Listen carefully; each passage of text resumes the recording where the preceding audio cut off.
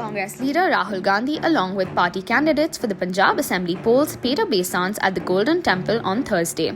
In a tweet in Hindi, Gandhi said he, along with the Congress candidates, prayed for the future of Punjab at Harminder Sahib. After offering prayers at the Sanctum Sanctorum of the Golden Temple, Gandhi partook langar along with the party candidates. Gandhi was flanked by Chief Minister Charanjit Singh Channi and party state unit chief Navjot Singh Sidhu. Kicking off his poll campaign in Punjab, Gandhi is scheduled to address a virtual rally at Meetapur in Jalandhar. He is visiting the poll-bound state for the first time after the election dates were announced on January 8th by the Election Commission of India.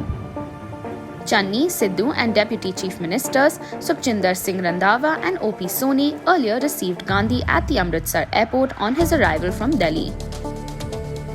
The Congress has announced 109 candidates for the February 20th Punjab Assembly polls.